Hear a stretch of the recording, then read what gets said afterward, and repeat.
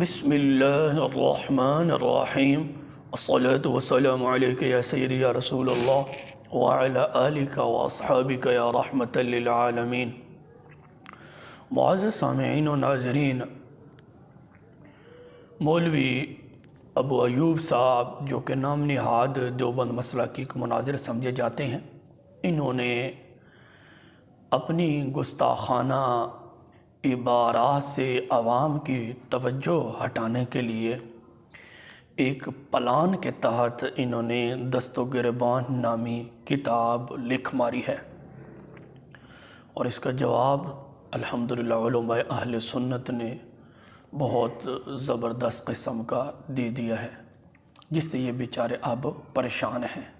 اصل ان کا پلان تو یہ تھا کہ جو ہماری گستاخانہ عبارات ہیں، جو ہمارے وڈیروں نے نبی کریم صلی اللہ علیہ وسلم کی شان میں بکی ہیں، کسی ابو ایوب کے روحانی باپ نے یہ لکھ مارا کہ شیطان کا علم تو نص قطعی سے ثابت ہے، لیکن رسول اللہ صلی اللہ علیہ وسلم کے لیے کوئی نص نہیں ہے، یعنی کہ شیطان کا علم زیادہ ہے معاذ اللہ۔ کسی نے کہا کہ جیسا علم رسول اللہ صلی اللہ علیہ وسلم کو ہے، ایسا علم غیب تو سب بھی مجنون، پاگل و بہم کے لیے بھی حاصل ہے، معاذ اللہ، نقل کفر نہ باشد۔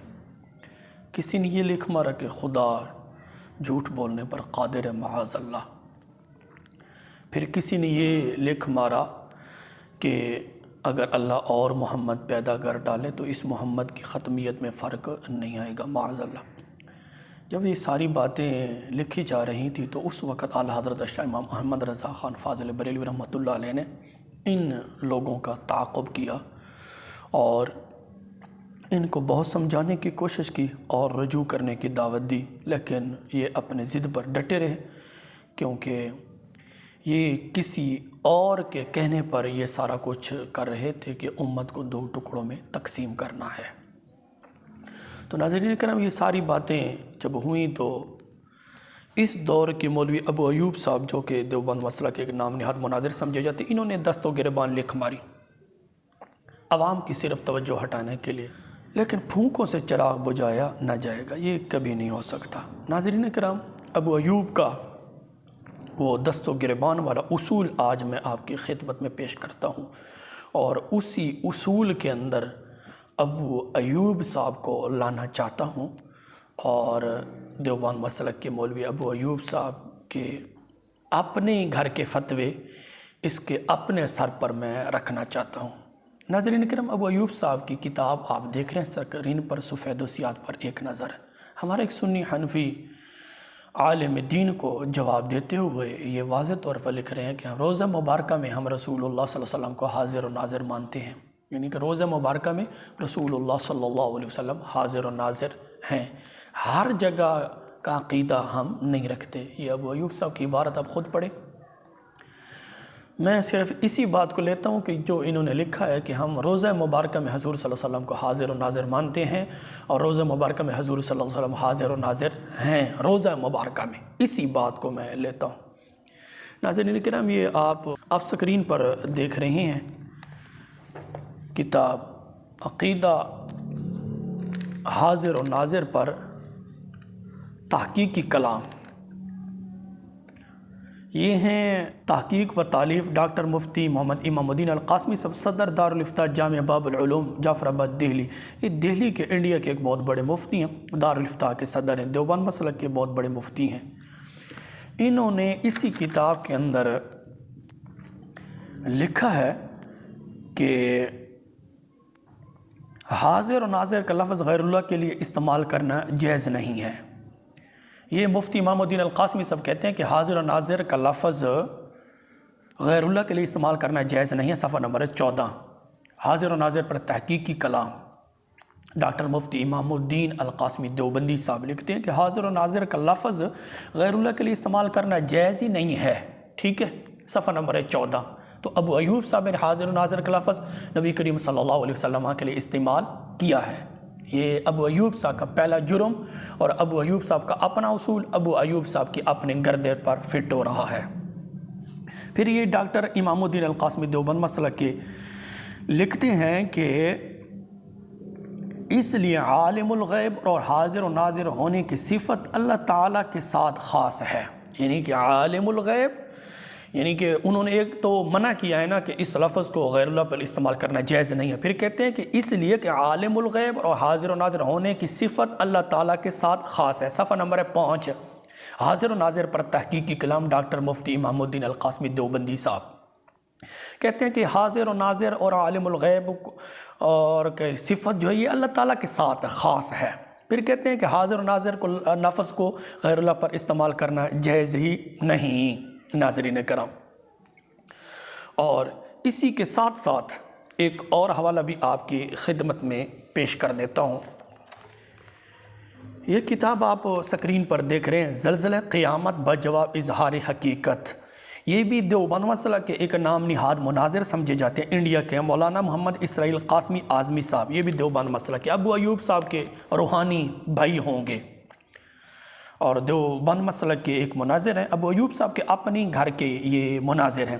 یہ اپنی کتاب صفحہ نمبر 69 پر لکھتے ہیں کہ حاضر و ناظر یہ خدا تعالیٰ کی صفت خاصہ ہے، اس کو کسی بزرگ ہستی کے لیے ماننا سراسر باطل اور خالص شرکی عقیدہ ہے۔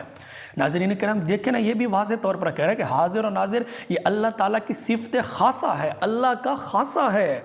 حاضر و ناظر یہ اللہ کا خاصہ ہے، اور ضرور بات ہے اہل علم حضرات اس کو اچھی طرح جانتے ہیں کہ اللہ کا خاصہ خدا غیر اللہ کے لیے نہیں مانا جا سکتا۔ اہل علم حضرات اس کو اچھی طرح جانتے ہیں۔ اب یہ بھی کہہ رہے ہیں، کیونکہ یہ ساری باتیں اسرائیل قاسمی صاحب کی باتوں سے یہ لازم آ رہا ہے کہ حاضر و ناظر یہ اللہ تعالیٰ کی صفت خاصہ ہے، پھر کہتے ہیں کہ اس کو کسی بزرگ ہستی کے لیے ماننا سراسر باطل اور خالص شرکی عقیدہ ہے۔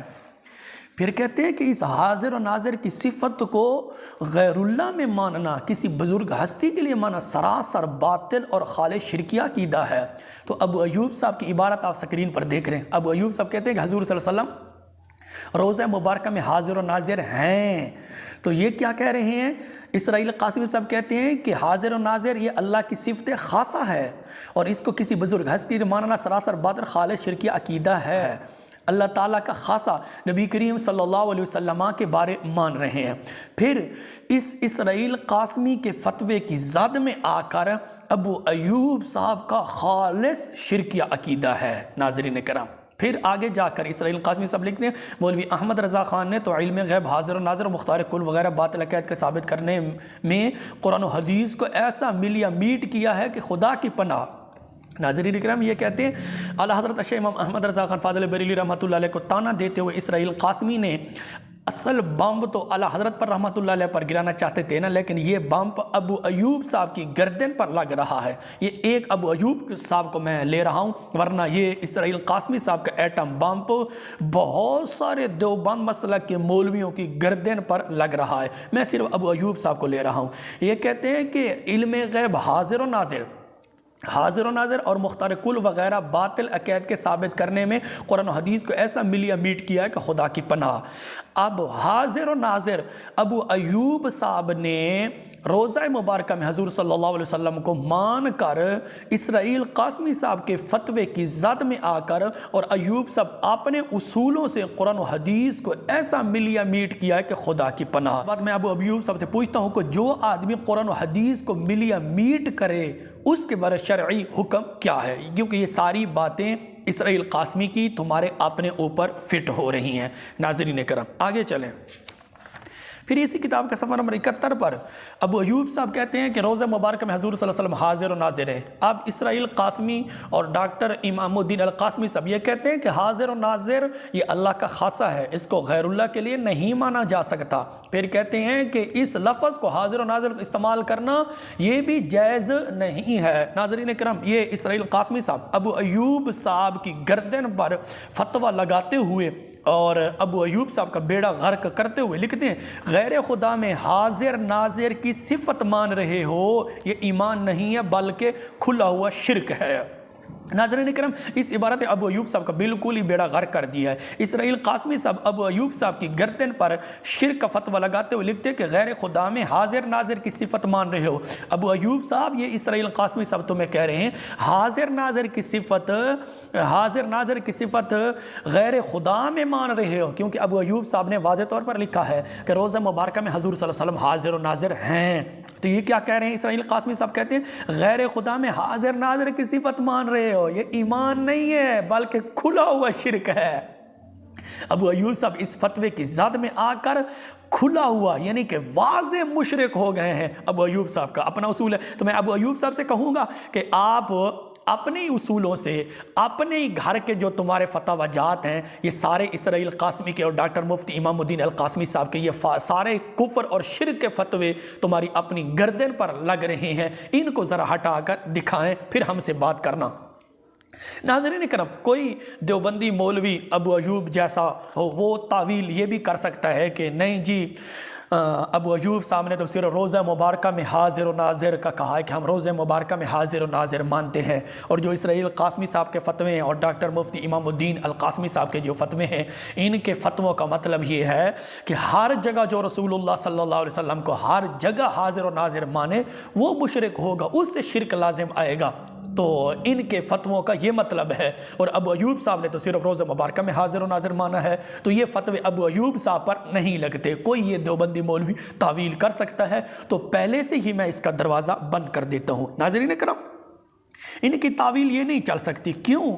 یہ کہہ رہے ہیں ڈاکٹر مفتی امام الدین القاسمی صاحب کہہ رہے ہیں کہ حاضر و ناظر کا لفظ غیر اللہ کے لیے استعمال کرنا جائز ہی نہیں ہے۔ حاضر و ناظر کا لفظ غیر اللہ کے لیے استعمال کرنا جائز ہی نہیں ہے، مفتی ڈاکٹر امام الدین القاسمی صاحب کہہ رہے ہیں۔ دوسرا، یہ کہہ رہے ہیں کہ علم غیب اور ہر جگہ حاضر و ناظر یہ اللہ تعالیٰ کا وصف ہے، اللہ تعالیٰ کا خاصہ ہے۔ ناظرین کرام، اس لیے عالم الغیب حاضر و ناظر ہونے کی صفت اللہ تعالیٰ کے ساتھ خاص ہے۔ اب کیا تعویل کرو گے؟ یہ اللہ کا خاصہ ہے، حاضر و ناظر کو اللہ کا خاصہ بتا رہے ہیں، پھر کہتے ہیں کہ اس لفظ کا استعمال کرنا جائز ہی نہیں ہے۔ کیوں؟ ڈاکٹر مفتی امام الدین القاسمی صاحب کہتے ہیں کہ یہ اللہ کا خاصہ ہے،